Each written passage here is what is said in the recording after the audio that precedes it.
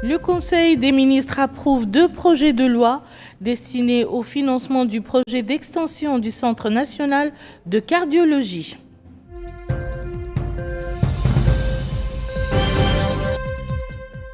La Première Dame reçoit les jeunes filles honorées lors de la cérémonie de clôture de la Conférence nationale sur l'autonomisation des jeunes.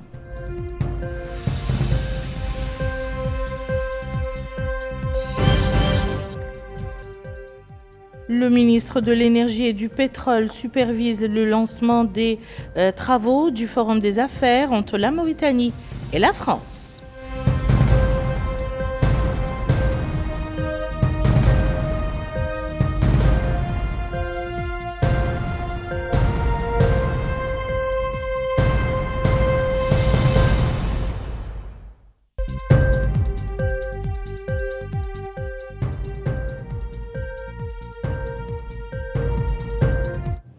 Mesdames et messieurs, bonsoir et bienvenue dans le journal.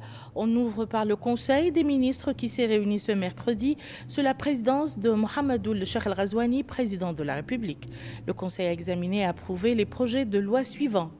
Projet de loi autorisant la ratification du contrat de financement signé le 1er octobre 2025 entre la République islamique de Mauritanie et la Banque européenne d'investissement destiné au financement du projet Mauritanie régionale Transmission Corridor. Ce projet de loi vise à ratifier l'accord de financement du programme d'une ligne de transport d'électricité à haute tension de 1189 km en Mauritanie en reliant Nouakchott à Néma. Il a également pour objectif principal d'étendre le réseau de transport d'électricité de Nouakchott à Kifa afin d'améliorer l'accès à l'électricité, de renforcer la sécurité d'approvisionnement et d'augmenter la part des énergies renouvelables dans le mix énergétique. Le présent financement constitue la contribution de la Banque européenne d'investissement par un prêt d'un montant de 90 millions d'euros, soit l'équivalent de 4,21 milliards MRU remboursables sur une période de 30 ans, dont un différé de 10 ans avec un taux d'intérêt de 4,147% par an.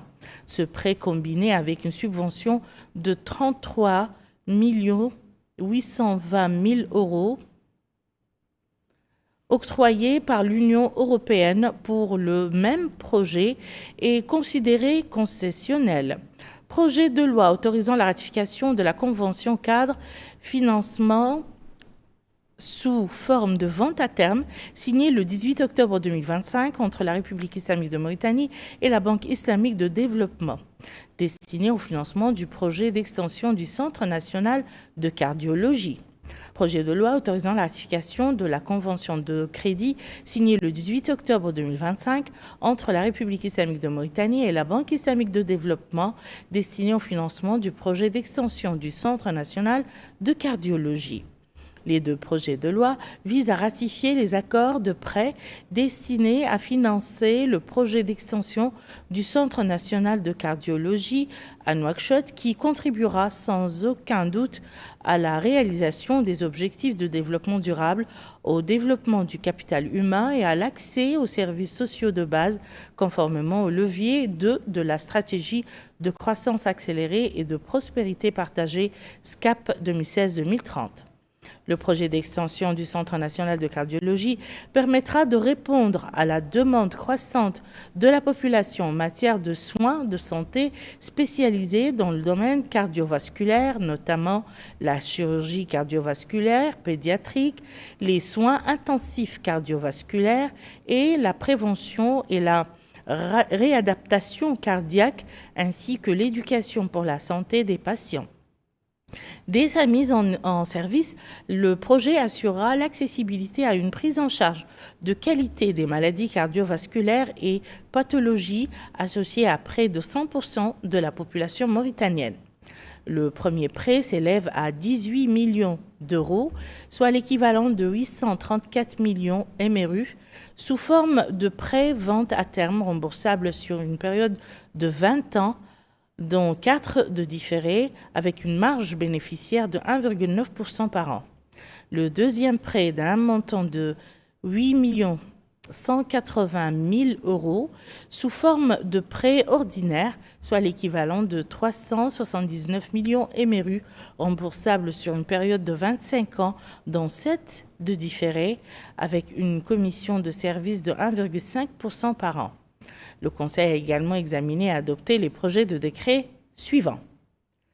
Projet de décret fixant les obligations des sociétés d'exploitation minière en matière de composition du mix électrique. Le projet de décret vise à obliger toutes les sociétés minières opérant sur le territoire de la République islamique de Mauritanie à augmenter progressivement la part des énergies renouvelables dans leur mix électrique à un rythme annuel minimal de 5% jusqu'en 2030.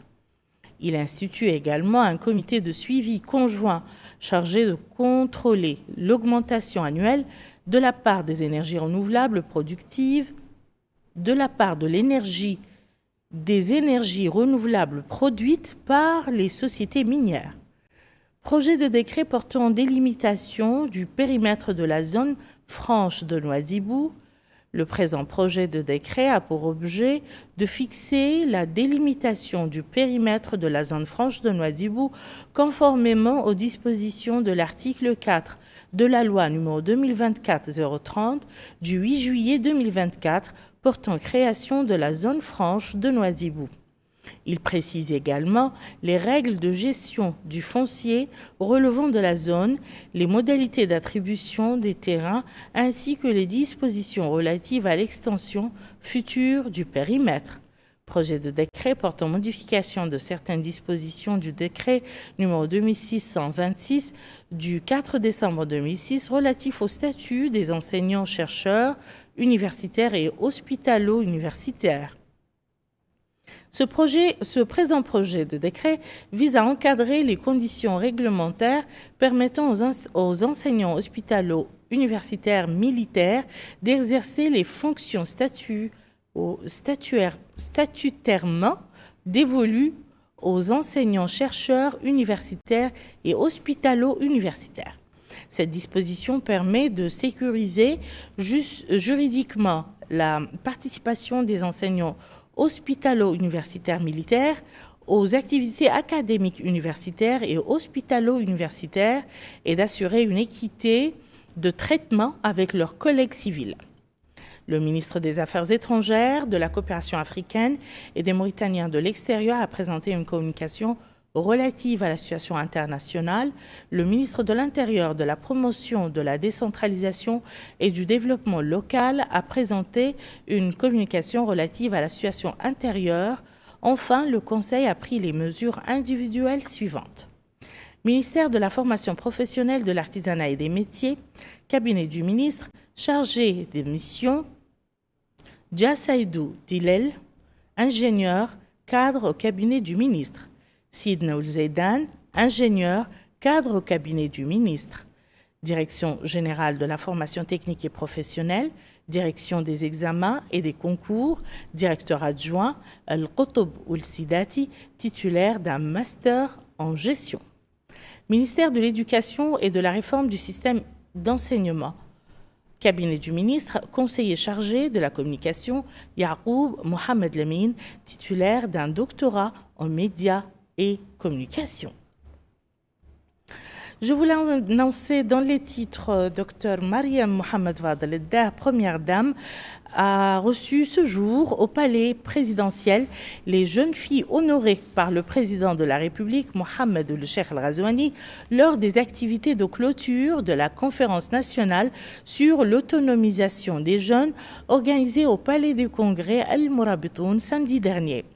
Au cours de la rencontre, la première dame a félicité les jeunes filles honorées pour leur excellence, soulignant que cette distinction reflète leur capacité et leur potentiel qui les qualifie à contribuer activement au processus de développement national.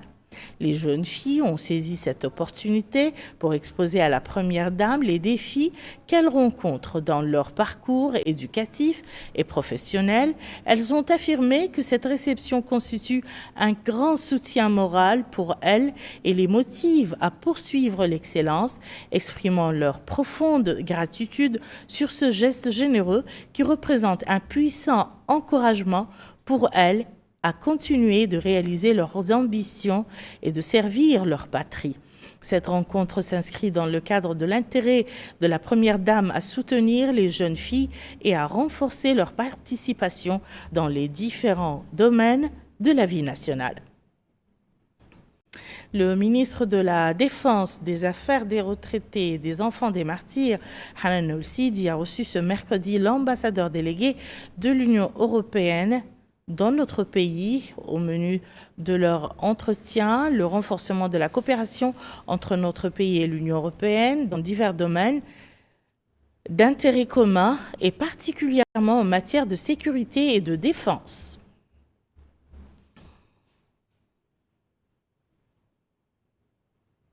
L'actualité, je vous le disais, en titre également marqué ce jour à Nouakchott par les travaux du Forum des affaires entre notre pays et la France. Ce forum, dont le coup d'envoi a été donné par le ministre de l'Énergie et du Pétrole, a vu la signature d'un protocole d'accord entre l'Agence mauritanienne pour la promotion des investissements APIM et Business France. Mohamed El-Khattat nous en dit plus. C'est un forum d'affaires Mauritanie-France, visant à développer le commerce et l'investissement entre les deux pays, à explorer de nouvelles opportunités d'affaires et à renforcer les partenariats existants.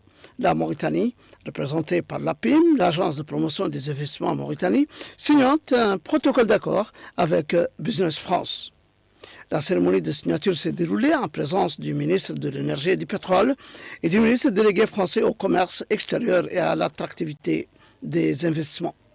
L'occasion pour le ministre de l'Énergie et du Pétrole, M. Mohamed Ould Khaled, de souhaiter la bienvenue au ministre délégué français chargé du commerce extérieur et de l'attractivité des investissements, M. Nicolas Forissier, et à sa délégation, précisant qu'il apprécie hautement cette visite, la première en tant que ministre du commerce extérieur et de l'attractivité des investissements sur le territoire africain, ce qui n'est pas sans une signification particulière. La signature de nombre d'importants accords entre nos deux pays et la désignation d'un conseiller économique expérimenté dans l'ambassade de France en Mauritanie, dit-il, témoigne de l'intérêt toujours renouvelé pour notre pays, tout comme ces rencontres sont une occasion pour échanger et tisser des partenariats économiques fructueux au profit des deux pays. Et le ministre d'ajouter, notre pays est une terre de grandes opportunités et dispose de grandes capacités de développement. Et nous sommes déterminés à en faire une destination attrayante d'investissements étrangers directs au service de nos intérêts économiques et sociaux. Comme vous le savez, poursuit-il, le secteur public a délaissé plusieurs secteurs productifs, ouvrant la voie au secteur privé, lequel, pour jouer ce rôle, doit avoir un environnement qui attire les investissements. Et cela demande un climat transparent, un cadre adéquat pour ces activités, assurer la protection et offrir des incitations. De son côté, le ministre délégué français au commerce extérieur et à l'attractivité des investissements, M. Nicolas Forissier, a exprimé sa volonté de construire un partenariat solide entre les deux pays.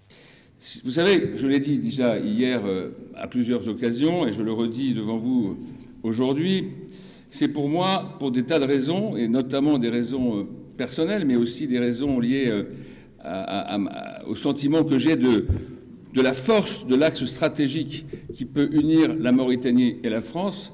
C'est pour moi donc un grand plaisir, un grand honneur d'être parmi vous aujourd'hui pour cette deuxième journée de ce déplacement. Et comme je l'ai déjà dit, et je le redis, de ce déplacement sur le continent africain qui est le premier dans le cadre de mes fonctions, et c'est en Mauritanie qu'il a lieu. Et ça n'est pas un hasard. Je le fais. Pour sa part, le directeur général de l'Agence de promotion des investissements en Mauritanie, APIM, M. Taoul Ahmed Mouloud, a déclaré. La signature dans quelques instants d'un protocole d'accord entre l'APIM et Business France n'est pas simplement un geste institutionnel. C'est un signal stratégique, un message clair. La relation économique entre la Mauritanie et la France entre dans un cycle plus structuré, plus ambitieux et plus orienté vers la création de valeurs réelles. Votre présence, Monsieur le ministre, en dit long et traduit un engagement renouvelé, concret et je dirais presque compétitif. Il faut noter qu'au cours de cette cérémonie de signature, une courte vidéo mettant en lumière le potentiel économique et touristique de la Mauritanie a été projetée, suivie de rencontres bilatérales entre les acteurs économiques français et leurs homologues mauritaniens. La 54e session du Conseil des ministres arabes de l'information réunie ce mercredi au Caire a eu lieu dans notre pays au bureau exécutif du Conseil pour la prochaine législature. Présent à cette session, le ministre de la Culture, des Arts, de la Communication et des Relations avec le Parlement, Hussein Ould-Meddou, a exprimé la fierté de la Mauritanie pour cette marque de confiance arabe, affirmant que notre pays assumerait pleinement son rôle au sein du bureau exécutif. Il a ensuite indiqué le président de la République, Mohamed El Cheikh El Ghazouani, a fait du renforcement de la liberté de la presse et du développement des médias un pilier essentiel de son projet national et une vision éclairée fondée sur la construction d'un État d'institutions justes protégeant le droit du citoyen à l'accès à l'information et convaincu que la liberté, le professionnalisme et la cohésion sociale sont des piliers indispensables à la construction d'une société stable et d'un État fort. Il a ajouté qu'une série de réformes profondes du secteur des médias avait été entreprise, parmi lesquelles il a mentionné le cadre juridique et réglementaire, les ressources humaines et l'infrastructure des médias.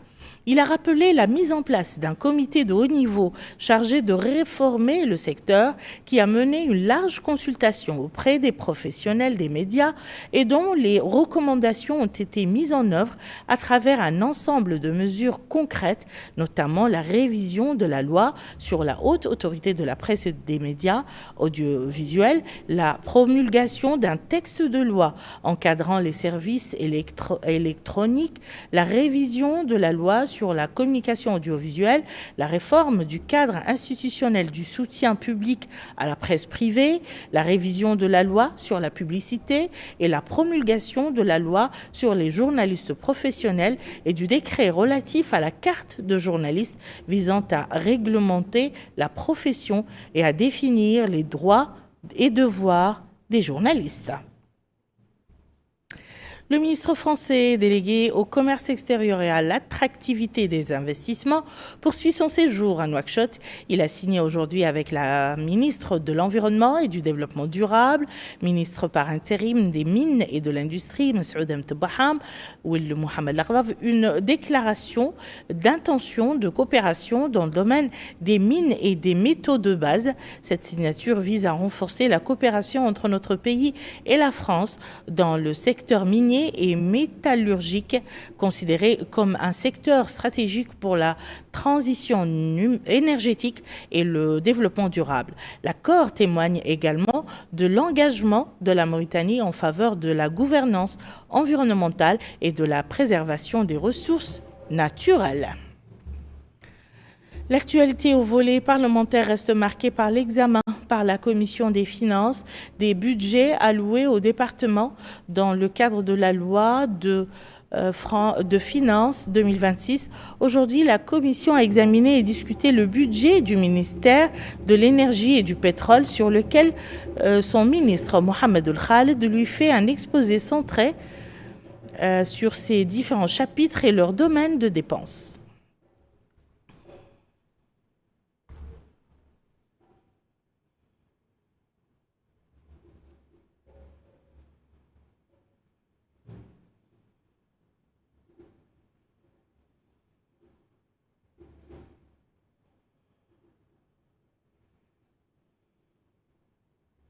La même commission a planché sur le budget du commissariat à la sécurité alimentaire dans le cadre du projet de loi de finances, publics de l'État pour l'année 2026.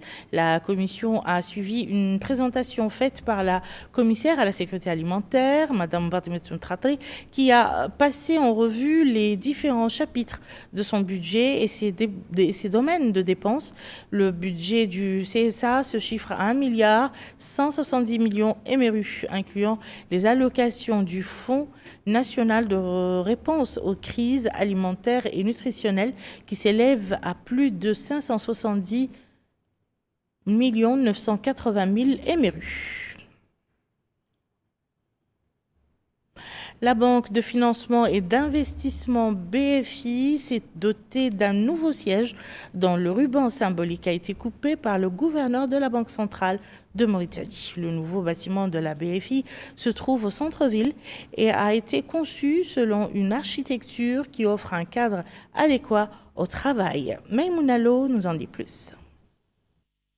Le nouveau siège de la Banque de financement et d'investissement, BFI, inauguré par le gouverneur de la Banque centrale, Mohamed Lemine Ouldehbi, se distingue par des équipements modernes et des technologies avancées offrant des services efficaces à la fois en agence et via des solutions numériques accessibles à distance. Dans son allocution, le directeur général de la Banque de financement et d'investissement, Sidi Mohamed Boulou Boulda Chérif, a affirmé que le nouveau siège de la banque constitue une étape cruciale dans le processus de développement du système financier et bancaire national, tant dans sa forme que dans son contenu, et le fruit d'une vision commune.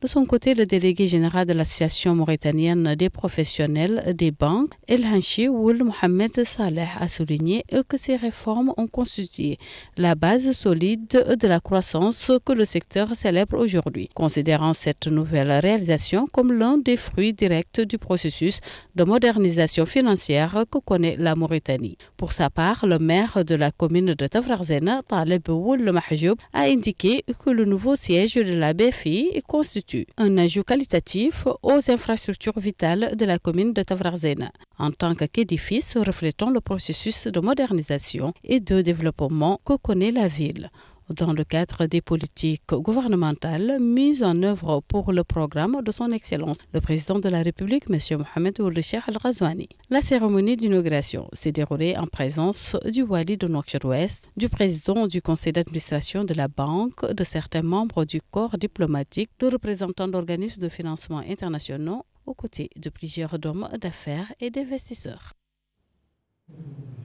Nous clôturons cette édition par l'entrevue que la présidente de la région de Nouakchott a eue ce soir au siège de la région avec une délégation française conduite par le ministre délégué au commerce extérieur et à l'attractivité des investissements. Sur quoi ont porté leurs échanges, Rahma Ba nous le dit.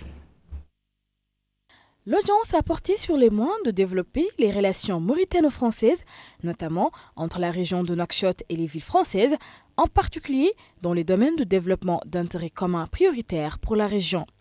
Dans son allocution à cette occasion, la présidente de la région de Nouakchott a remercié le ministre délégué chargé du commerce extérieur et de l'attractivité de l'investissement français et la délégation qui l'accompagne pour cette visite qui témoigne des excellentes relations entre la Mauritanie et la France et de leur volonté commune de les renforcer davantage, rappelant que la région de Nouakchott entretient depuis des années des partenariats avec de nombreuses villes françaises, soulignant que cette rencontre renforcera ces relations.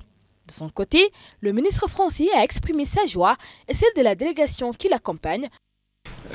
Avec la délégation qui m'accompagne et qui est composée d'entreprises, de responsables d'entreprises françaises de très haut niveau, ainsi qu'un certain nombre de représentants de l'équipe de France, si je puis dire, à l'international, essaye de concourir à développer, comme vous l'avez souligné, nos relations.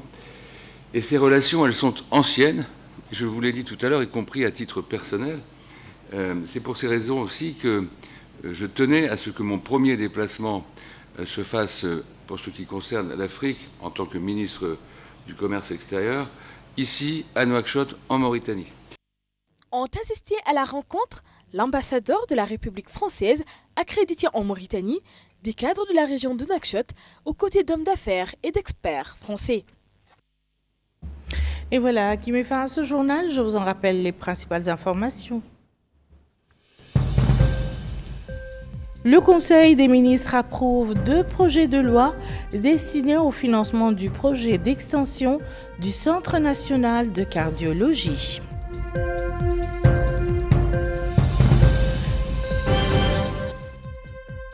La Première Dame reçoit les jeunes filles honorées lors de la cérémonie de clôture de la Conférence nationale sur l'autonomisation des jeunes.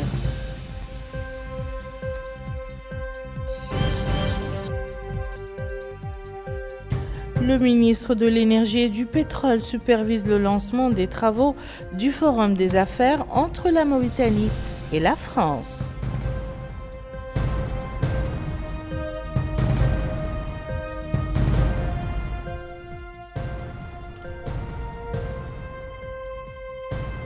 Merci, Madame, Monsieur, de nous avoir suivis. À très bientôt, Inch'Allah.